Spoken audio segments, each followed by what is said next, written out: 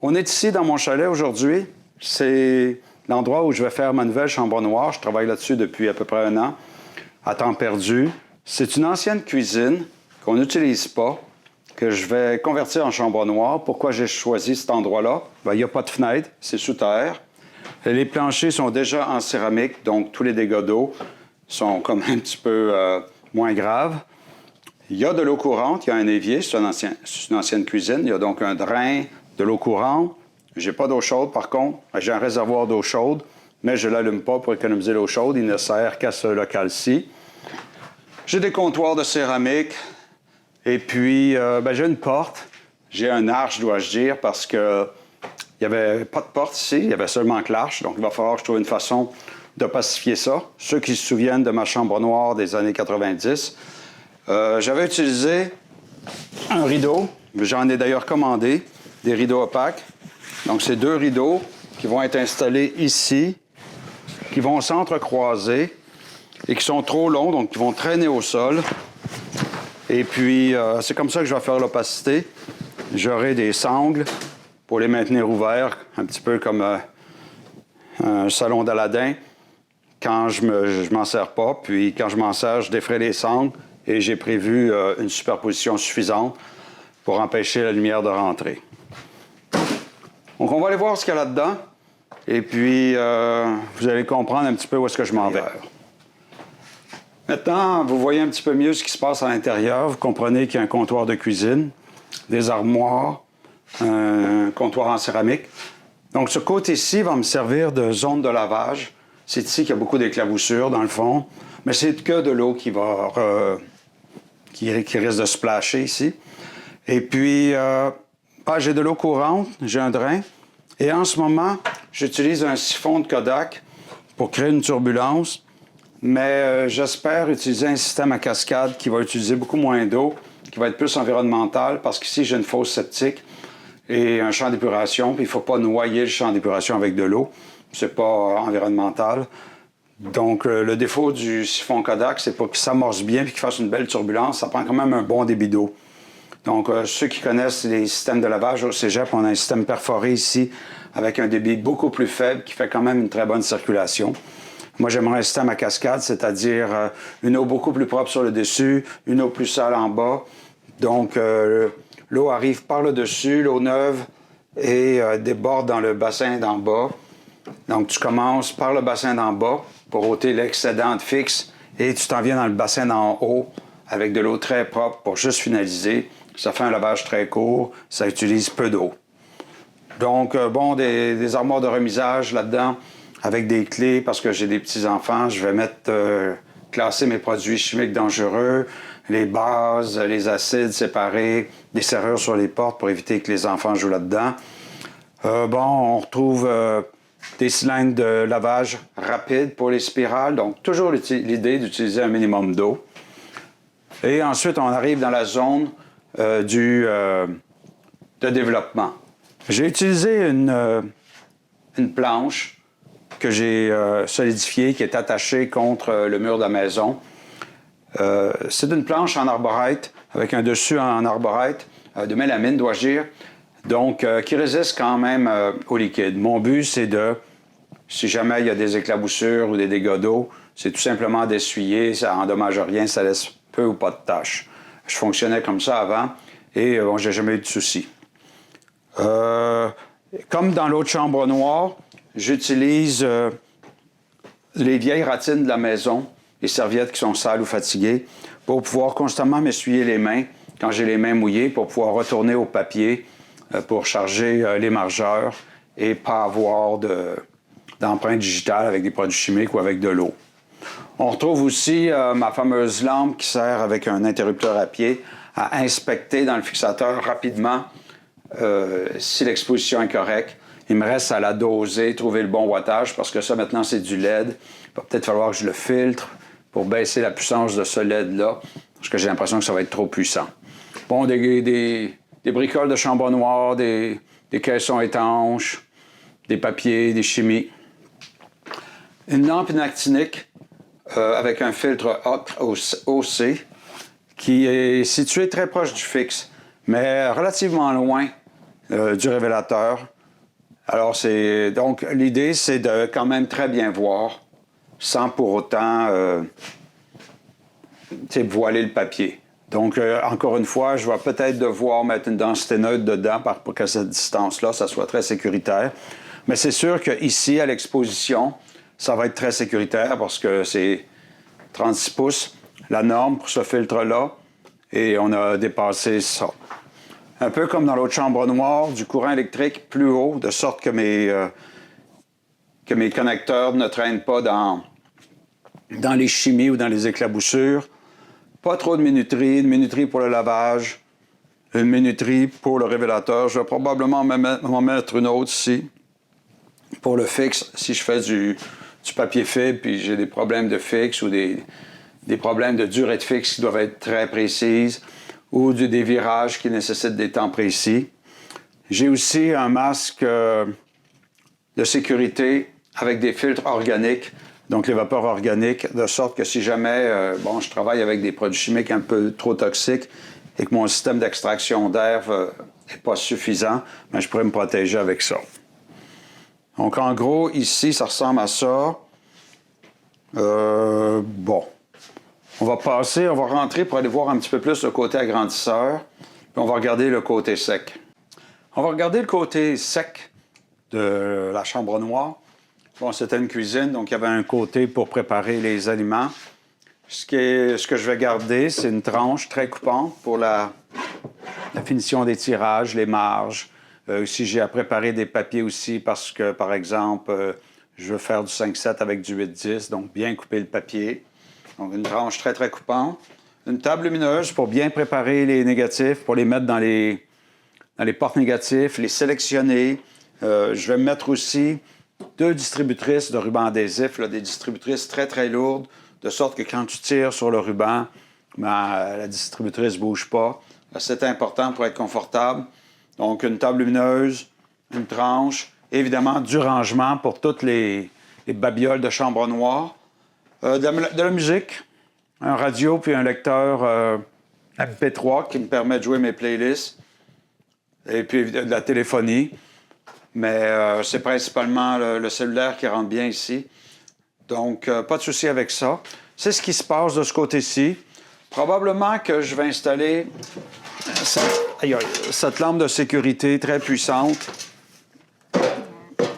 qui va être au plafond et puis qui va peut-être ici, qui va éclairer tout ce coin-là de la chambre noire, histoire de me permettre de bouger si jamais j'ai des papiers, des trucs du genre. Côté agrandisseur. Premièrement, j'ai décidé d'utiliser 2 agrandisseurs. Je suis parti de 7 agrandisseurs que j'avais accumulés depuis les dernières années en prévision de faire cette chambre noire-là. Je les ai encore, les autres, inquiétez-vous pas. Il y a des gens qui vont en hériter quand je serai sûr qu'ils ne me serviront pas. Donc, finalement, j'ai opté pour un Omega D2 multiformat, 35 mm à 4,5, qui va surtout me servir pour le 2,15 puis le 4,5, avec une tête multigrade Delford. Moi, en industrie, j'ai beaucoup travaillé avec cette tête-là. C'est une tête qui est télécommandée par une console. On change le contraste via la console. Et puis, c'est aussi une minuterie. Ça fonctionne super bien. C'est une tête qui est basée sur le magenta jaune. Donc, il y a une ampoule jaune, une ampoule magenta, une ampoule blanche filtrée jaune, un quartz, une ampoule blanche filtrée magenta. Et c'est comme ça qu'on passe de 1 à 5, de 0 à 4.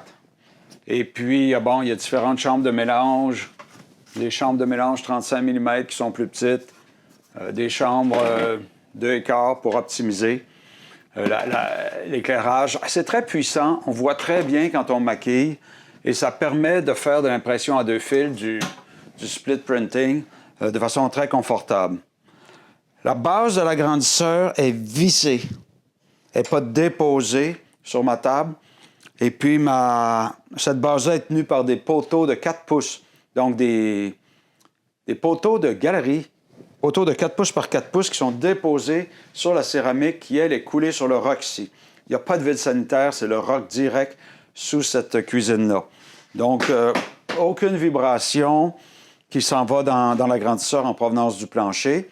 Par contre, la structure, elle a un petit jeu. Il va falloir que j'installe des haubans qui vont aller sécuriser le haut de la rail sur le mur, directement dans le ciment, avec des ancrages dans le ciment.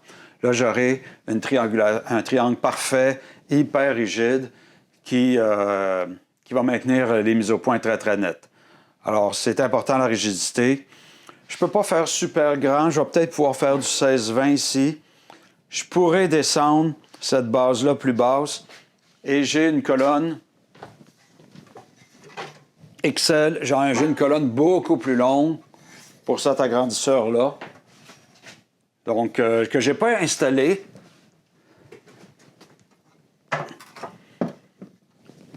Que je n'ai pas installé tout simplement parce que les plafonds sont trop bas. Ici, ça doit être 7 pieds et demi à peu près. C'est pas super haut. Si vous remarquez, les murs sont jaunes. J'étais très content. J'ai un gros galon de peinture jaune, le fameux jaune inactinique. Le jaune des margeurs Saunders. Donc, c'est un jaune que quand la lumière frappe ces murs-là, bien, ce qui est réfléchi est inactinique en cas qu'un agrandisseur fuit ou je sais pas quoi. Donc, je n'aurai pas besoin de repeinturer le mur. Je vais peut-être peinturer mon panneau ici, sur lequel je n'ai pas encore mis des ancrages. Il va y avoir toutes mes babioles là-dessus, les baguettes de maquillage, les filtres à diffusion, toutes les pinces, tout ce qu'on utilise en chambre noire. Thermomètre et hygromètre, parce que quand même, ça oscille beaucoup les températures ici. J'ai sous la table beaucoup de bidons vides dans lesquels je vais conserver de l'eau à la température de la pièce parce que, étant donné que j'ai que de l'eau froide, bien, l'été, ça se peut qu'elle soit trop... Bien, l'été est froide aussi parce qu'elle arrive du sous-sol qui est froid, on est en montagne, et l'hiver, elle est très, très froide. Donc, c'est comme ça que je vais avoir de l'eau à la température de la pièce sans avoir à utiliser de l'eau chaude. Et c'est ici aussi que j'ai le système d'extraction d'air. Bon, j'ai des ventilateurs qu'on met le long d'un tuyau, un tuyau de 4 pouces. Et j'ai du tuyau de 4 pouces que je vais installer à la bonne hauteur au-dessus de mes bassins. C'est ce tuyau-là va être perforé à des endroits stratégiques avec des diamètres de trous stratégiques, histoire d'avoir une succion optimale, mais aussi minimale, histoire l'hiver de ne pas évacuer toute ma chaleur, parce qu'il faut quand même se chauffer ici. En passant, parce que c'est une cuisine, j'ai du 220 pour le poêle. Donc, je pourrais mettre un convecteur très efficace, très rapide, surtout quand les rideaux sont fermés. Ça prend 2 secondes de chauffer l'espace ici. Ça prendra, je ne l'ai pas fait là, mais je suis presque certain. Donc, c'est ça, un agrandisseur multiformat de 35 à 4 par 5, contraste variable. Et ici, un agrandisseur Focomat 2 là, de première génération. Donc, un agrandisseur qui fait du 35 mm et du 120 à mise au point automatique. Et bon, lui, à cause du dégagement du plafond, je serais très, très surpris que je puisse aller plus grand que 16-20. Quand je suis plein négatif, ça va probablement être du 11-14. De toute façon, ici, je n'ai pas d'espace pour mettre des bassins 16-20. Et lui, il est équipé d'une tête, une autre tête multigrade. Ça, c'est la 400 HL, donc qui fonctionne avec du magenta et du jaune. Et ça, c'est la 500H. Et parmi les têtes Elford, il y en a eu différentes et différents contrôleurs. Avec le contrôleur 500 CPM, c'est un contrôleur à 10 mémoires, un contraste qui va de 0 à 5. C'est un système bleu-vert au lieu d'être magenta-jaune. Donc, un peu plus sélectif sur le contraste. La conséquence, c'est qu'on voit un petit peu moins bien quand on manipule, mais c'est super efficace, ça fonctionne très très bien. Vous avez peut-être vu mes vidéos sur comment faire de l'impression à 2 filtres. C'est fait avec une tête comme ça. C'est excellent.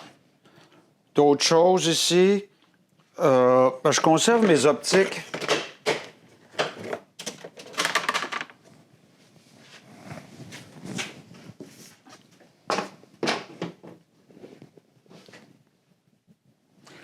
Je conserve mes optiques dans des boîtes scellées avec du silicogel dedans. Je veux pas que l'humidité... Tu sais, c'est un sous-sol ici, hein? Je veux pas que l'humidité abîme mes optiques éventuellement. J'ai un contrôle, j'ai un déshumidificateur qui me maintient ça l'été parmi les canicules. J'ai réussi à avoir du 50% ici, ce qui est bon. Mais je ne le sais pas. Moi, je ne veux pas avoir d'accident. Les optiques, ça coûte cher. Ça coûte plus cher que les agrandisseurs, des fois. Et j'ai des très bons optiques. Alors, je les conserve dans un plat scellé avec du silicogel. Ce sont le type de plat avec une garniture de silicone. Donc, c'est vraiment très étanche.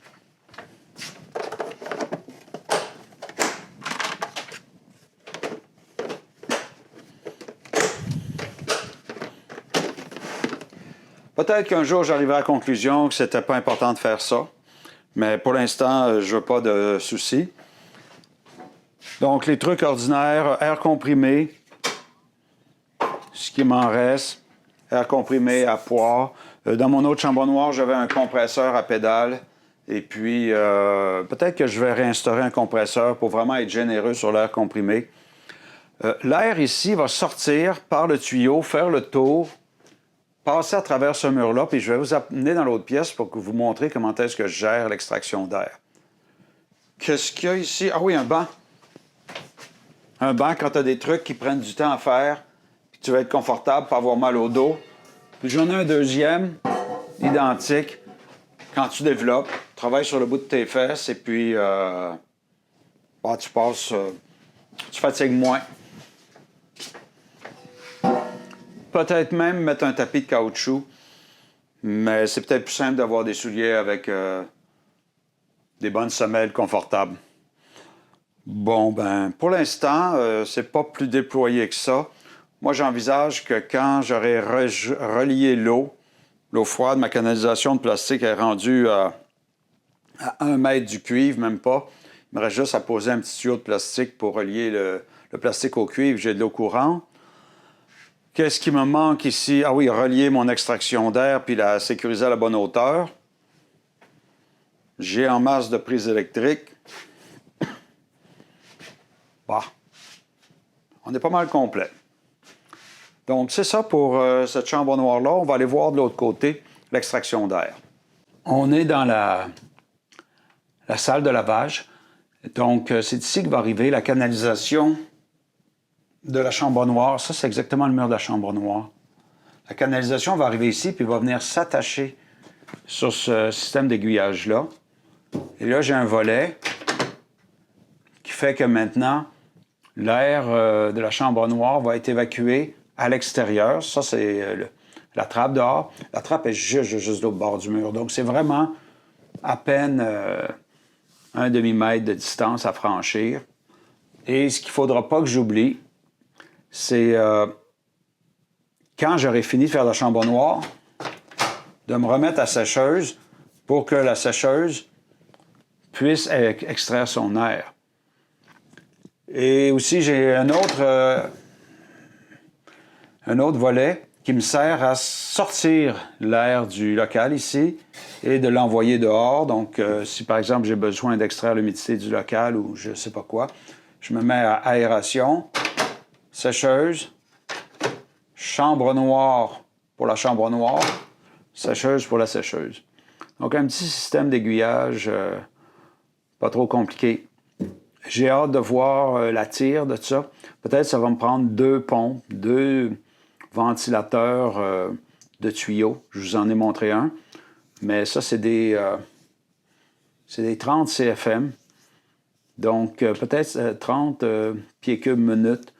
Peut-être que ça va m'en prendre 2 compte tenu de la friction. Je le verrai par je vais mettre de l'encens dans la partie la plus éloignée des cônes d'encens dans la partie la plus éloignée de mon bain de fixe et je vais regarder comment est-ce que la fumée de l'encens se comporte. Est-ce qu'elle se fait capturer par l'extracteur d'air? Si oui, bon, j'aurai le bon débit. C'est comme ça que je vais ajuster mon débit. Donc, c'est ça. Pas plus compliqué que ça.